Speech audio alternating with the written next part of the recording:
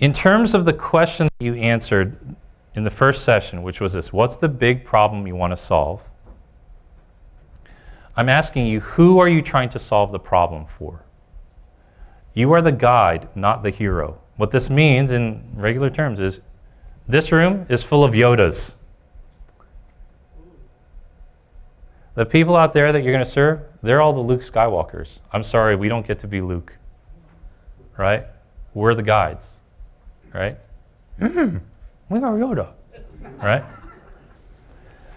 So let me use some examples, okay? So let's talk about what Susie mentioned, and then we're going to do this. We're going to do this morning, and then I'm going to wrap it up and walk you guys through this. So in Susie's situation, who's the hero? Who's the character? Have you ever noticed the hero is the most flawed person in the movie? They're the ones that are freaking out all the time. They're the ones who don't believe that they can destroy the ring or kill the giant, get the girl, get the guy, be Spider-Man. Right? They're the worst. They're the one with the most anxiety. The guide, steady, even-keeled, calm. So in Susie's situation with these couples, the hero, the character in the story, a married couple, what is their problem? They feel like roommates.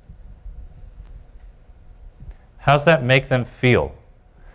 Anyone here married and ever felt like you were living with a roommate? Just raise your hand. It's okay. The camera's not on you. It's on me. Everyone look around the room. Susie, you got a lot of clients here. All right? Okay? All right? But how's that make you feel? Alone, isolated, crappy, like I made a mistake. Oh my gosh, if I hit the reset button, I'd do it. Wow, right? And what do you believe when you have a problem like that? I deserve better. Life shouldn't be this way. You guys hear the kind of language I'm using? It shouldn't be this way. I should be happier. I should have butterflies every single day, right? No. No, she says, okay? Now, along comes Susie, and she's a guide. And she's going to share two things. I want you to write this down, because this is really important for you. The first is authority. Do you know what you're talking about? You guys told me you did. But here's how we tell people from a marketing standpoint that you know what you're talking about. You tell them you know what you're talking about by showing logos of companies that you've worked for, or of blogs and podcasts that you've been interviewed on. I don't care if no one's heard of the podcast. Just the fact that there's a logo on your website will make people think, oh, other people have actually talked to this person. They actually have friends. They're not out in the middle of nowhere writing this article or coaching people out of their basement. Other people have actually vouched for them, right? Testimonials. This is really important. Now, for those of you who are in the corporate space, okay, and you're wondering, well, how do I do this? Here's what, I haven't done any work for anyone yet. Here's what I want you to do. I want you to get 3 character references as testimonials. Hope is a wonderful, hardworking, diligent team member who makes everyone around her better. Hope just inspires hope. Ha, ha, ha. Put that on the site. That's enough. Now, if you are someone who, you're a consultant or a speaker, get testimonials and ask them to talk about the results that you've gotten for them, okay? But people just need to know a little bit about your body of work, the volume, and to know that you know what you're talking about. Now, don't overdo it. The authority that you share is like salt in a recipe for bread. Too much of it, you ruin the bread. Too little, has no taste, okay? So how many of you have ever gone on a website or watched a video of somebody, some speaker or whatnot? It's just too much of them, right? And they have this long laundry list of things that they've done in a college. What do? Good for you.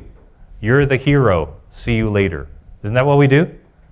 I mean, nobody wants to hear someone talk about themselves for 30 minutes, right? So people walk away. So it's just a touch.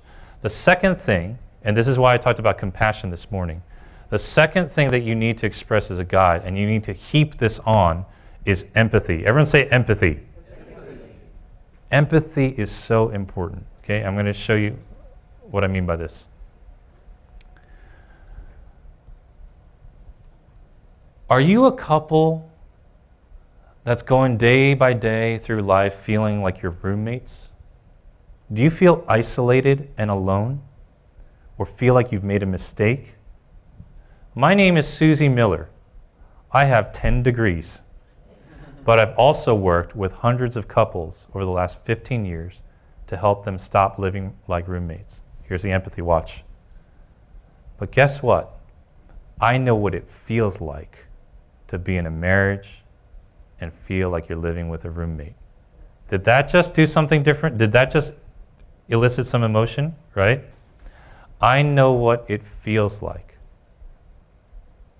I'm in a room full of people who are people.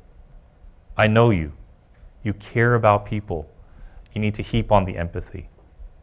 I know what it feels like. And guess what? I have a plan. It's a 3-step plan that I walk couples through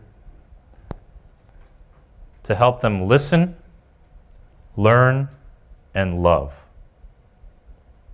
Make sense?